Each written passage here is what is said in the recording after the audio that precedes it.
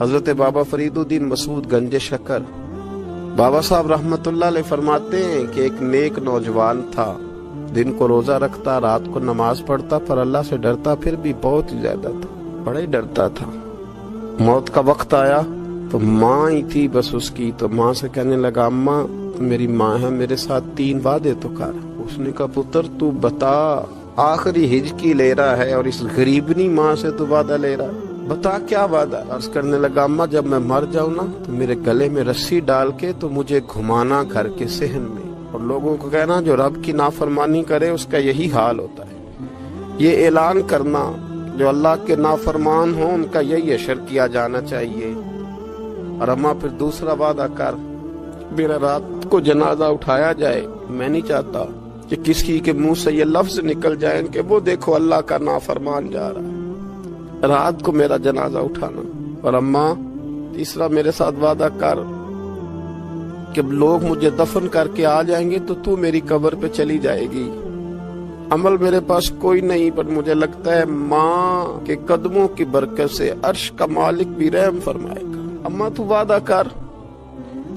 بابا صاحب رحمتullah علیہ فرمانے لگے کہ ماں بوڑھی ماں نے وعدہ کر لیا، کہا بیٹے ٹھیک ہے اگر تیری یہی ضد ہے تو میں تیار ہوں۔ پھر اس نے کلمہ شہادت پڑھا، اس نوجوان کی روح پرواز کر گئی۔ بوڑھی ماں نے رسی منگائی تو وَلِمَنْ خَافَ مَقَامَ رَبِّهِ جنتان، جو ڈر جائے، اس نے تو کہا تھا نا کہ رسی ڈال کے گھمانا اور کہنا یہ اللہ کا نافرمان ہے، اس کا یہی اشر ہونا چاہیے تھا۔ لیکن جب ماں گلے میں رسی ڈالنے لگی تو گھر کے ہر کونے سے آواز آنے لگی خبردار یہ رب کا دوست ہے، اللہ کے دوستوں کے ساتھ اس طرح کا معاملہ نہ کیا جائے، اسے چھوڑ دیا جائے۔ اور کہا تمہیں کچھ بھی اور کرنے کی ضرورت نہیں ہے، یہ تو رب کا دوست ہے اور رب کی بارگاہ میں حاضر ہو گیا۔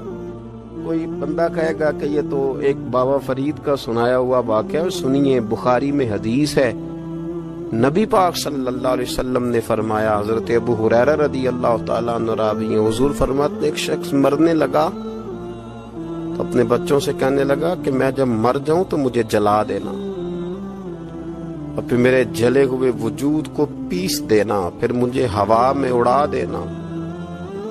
پتر مجھے اڑا دینا، مجھے بڑا ڈر لگتا ہے، اگر رب نے مجھ سے حساب پوچھا تو میں قابل نہیں ہوں، اڑا دینا مجھے ہواؤں میں۔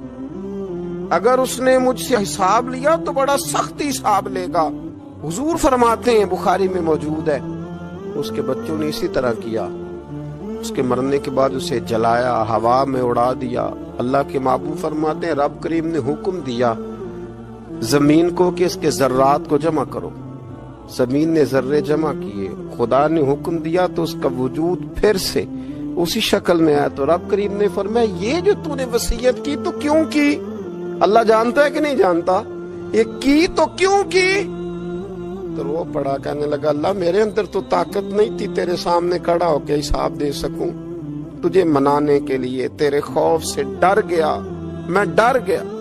اگرچہ ہمارے بزرگوں نے لکھا ہے کہ آج یہ وصیت کرنا اس رنگ میں، یہ طرز اختیار کرنا درست نہیں، لیکن آپ غور فرمائیے کہ نبی پاک علیہ السلام فرماتے ہیں جب اس نے کہا نا اللہ تجھ سے ڈر کے یہ کیا، تو رب کریم نے فرمایا جا پھر میں نے تیری مغفرت کر دی، کیونکہ اللہ کو پتا تھا یہ دل سے بات کر رہا ہے۔